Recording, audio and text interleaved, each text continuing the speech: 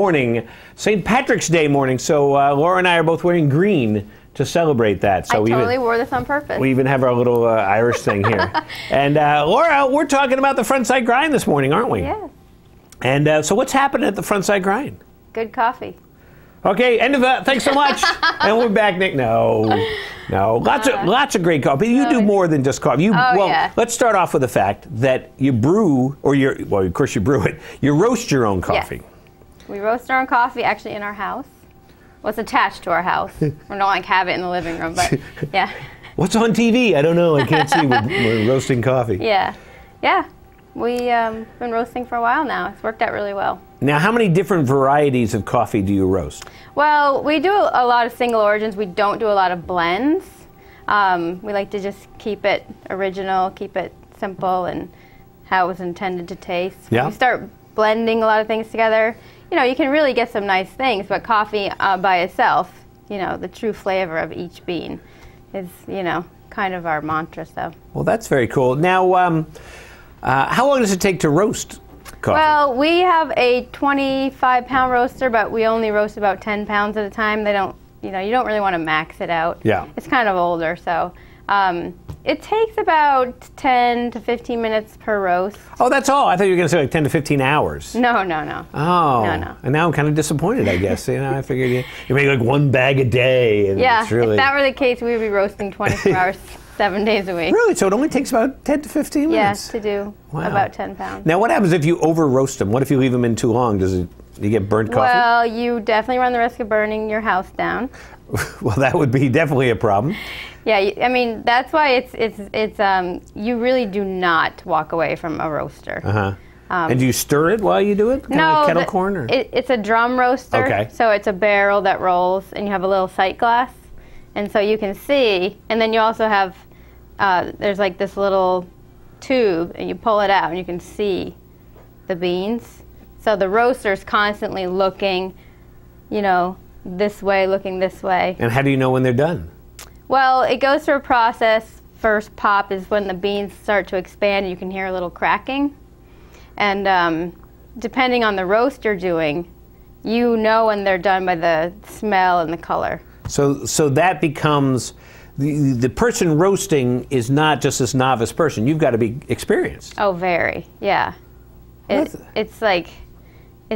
very much a science. Well, that's very cool. I don't know if I've ever seen an unroasted coffee bean. Oh, I should bring you some. So, we'll have to check that out. Thousands and thousands of them. They're in the corner. They're like Legos at your house. I got Legos on the floor. You got coffee beans on the floor there. But once you get a roast down, and it all goes, you're doing like this, at this temperature, so many seconds, and then you're turning it down a little for so many seconds. Yeah. So it's all just very, And do different beans roast differently? Oh, yeah. Oh. Mm-hmm. So it's a science and an art. Yeah, because the beans start with a lot of moisture. So depending on how much moisture in your bean, some beans are smaller, some beans are bigger.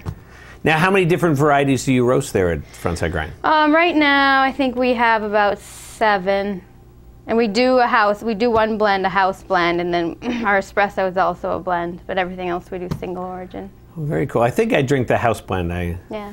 But I love it. I mean, it's my coffee of choice that I bring each and every day and drink each and every day. Because we get the big bags, they're like that 50-pound bag or whatever, and bring it home, and it's great because it just and it stays fresh. A 50-pound bag. That's not a 50-pound bag. It's a big bag. It's probably a 5-pound bag. 5 pound, yeah. All right. I want to talk about what you brought in today here. Yeah. The Cupkoozie. Yeah. As we'll call it here. And These are cute. This is pretty wild. Let's explain what this is. I love the retail aspect because I love to buy things. So I found these on Etsy. I guess I shouldn't say that. Oh, that's okay. I can just go buy them. This woman makes these out of recycled sweaters. Oh, is that what they're from? So cute, yeah. So they're all sweaters, they're all wool, and they just go on your sleeve. Oh, we're going to hold that steady. Do the green one for St. Patty's Day. So that is your Cupkoozie. Yeah. So you don't have to use the cardboard or the extra cup and throw that away. So it's kind of environmental. I actually have several different kinds of these. I have knit ones. I just brought these because I like them. They're pretty. And then she puts a little button on them. And these, we have a lot of ways that we use our coffee bags. because some of the coffee comes in these beautiful bags. Yeah. You don't want to just throw them away. So my mom actually makes these. Really? Aren't they cute? Oh.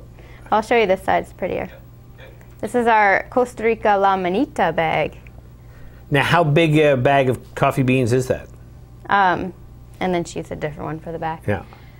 This would be just a small part of I think 150 pounds they come in. Wow. Yeah, the sacks that they come in are, this big. So she makes bags like this. She's made me pillows. And if you come into the shop, you'll see I have a bunch of like little ottomans, and she made slip covers for them out of the bags.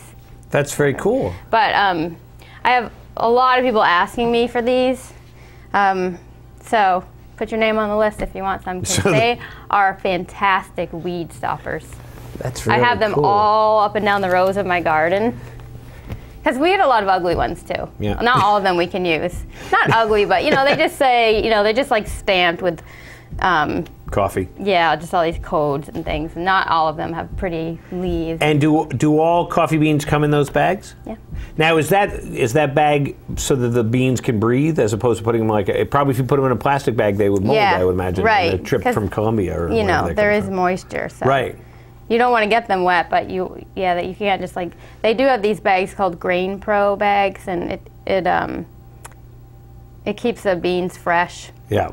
So if you're buying a lot and it's been in Grain Pro, that's better than having it just be in the jute bags, because it's going to be a little fresher. Right. But the Grain Pro bag is a very special bag. It breathes, yet it still keeps, It's alive! It's alive. There we go. So, and also, Frontside Grind, you've expanded. Besides just the coffee, you now can imbibe or enjoy other beverages there. Yes. Come on down, get your Bailey's Irish Cream for St. Patty's Day. We have Bailey's and Kahlua for coffee. You can get it in a latte or an iced latte. Pretty popular drink. We have beer, wine. We're expanding our beer menu for the summer. We're going to have a whole bunch of craft beers. Great. Which will be fun. And of course, you can enjoy them outdoors on the patio. Yeah. Which is the ever-expanding patio, it seems. And then, of course, now the snow's melting. Now, I bet last weekend, when we had those wicked warm temperatures, you must have had scores of people out on the patio. There are people on the patio. If you want to experience a little beach moment, you come down, sit right in front of the glass in the patio. Just close your eyes and pretend like you're on the beach, because the sun reflects that glass and it's so warm right there. Oh, that's great. Yeah, I sit out there quite a bit. And now, what are the hours for Frontside Grind? Right now, we're doing 6:30 to 6, Monday through Sunday through Thursday, and then Friday and Saturday open till 8. Oh, that's great. Yeah. So there's always an opportunity to enjoy something at the Frontside Grind. Of course, coffee all day. Yes. I would imagine all you can have there. And we're still doing lots of bagel sandwiches, wraps. We have soup still every day. So. And very cozy inside too, so you can go in and hang out and meet up with a friend or something like that. Do your little Foursquare account. I'm at Frontside Grind. I'm the king of Frontside Grind. Yes. Well, that's awesome. So, what else do you want to finish off with and tell us about? Let's see. Pondering. What can we talk about? Just coffee. Coffee. Oh, we're doing a fundraiser for what's the happiness weekend? The Be Nice Festival. Yeah, the Be Nice Festival.